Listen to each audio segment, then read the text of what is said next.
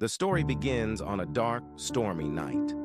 5 individuals, an old professor, a young journalist, a retired detective, a wealthy widow, and a reclusive author, are invited to a dinner party at the infamous Darkwood Manor. Their host, Mr. Alexander Graves, is a reclusive millionaire with a fascination for puzzles and mysteries. They all arrive, wondering what the evening has in store. As the group settles into the grand dining room, the storm outside rages. Mr. Graves welcomes them with a cryptic smile and tells them of a valuable heirloom, a diamond-encrusted locket that has been passed down through his family for generations. This heirloom, he claims, has been hidden somewhere in the manor, and whoever finds it will inherit his fortune. But there's a catch. One among them is not who they seem. As the group begins to discuss the task, the lights flicker, and suddenly the room is plunged into darkness. Panic sets in. After a moment of confusion, the lights return, but Mr. Graves is slumped over in his chair. His face is pale, and there is a thin line of blood trickling from the corner of his mouth. The detective rushes to his side, but it's too late. Mr. Graves is dead. The doors to the dining room are locked from the inside and the windows barred. No one could have entered or left during the blackout. One of them must be the killer. The detective takes charge. He begins questioning each guest, piecing together their movements during the blackout. The professor nervously adjusts his glasses, claiming he saw nothing in the dark. The journalist, eager for a story, insists she was nowhere near Mr. Graves. The widow, mourning her own losses, trembles as she speaks. The author, silent and mysterious, seems almost amused by the turn of events. But there's something off about their stories.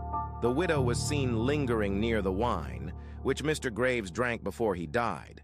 The professor had been caught earlier in the library, handling an old book that may have had poison smudges. The journalist had been asking too many personal questions about the Locket's history. And the author? He had been unusually quiet throughout the night, always observing, never speaking.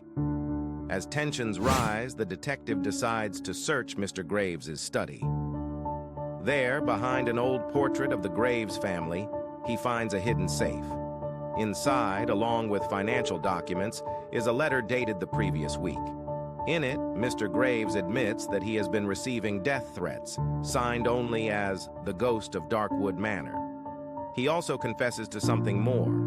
The locket has a dark history, and everyone in that room has ties to it. The professor's ancestor was once a butler to the Graves family, and there was a scandal involving a stolen inheritance. The widow's late husband was Mr. Graves' business partner, who died under mysterious circumstances. The journalist's great-grandfather had investigated the manor's legends years ago, only to disappear without a trace. The author?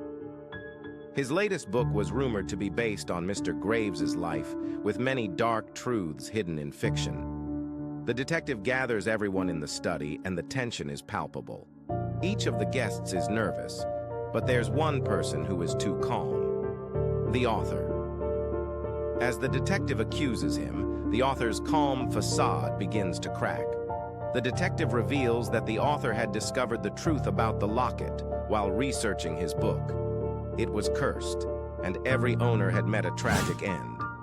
The author, desperate for his next bestseller, had orchestrated the evening, knowing that one of the guests would try to kill Mr. Graves for the locket. But in a twisted turn, the author had poisoned Mr. Graves himself, ensuring that his death would make headlines and boost his book sales. As the author tries to flee, the storm outside intensifies. The guests and the detective corner him in the grand hallway where, in a fit of rage, he admits to the murder. Just as the detective is about to apprehend him, the storm causes the grand chandelier to crash down from above, trapping the author under its weight. The surviving guests are shaken but relieved. The author is taken away, and the locket is found hidden in the study, cursed just as the legend said. The detective, having solved the case, leaves the manor, but as he steps outside, he glances back one last time. The old manor looms over him, its secrets buried once more. But something tells him that Darkwood Manor is not done with its mysteries just yet.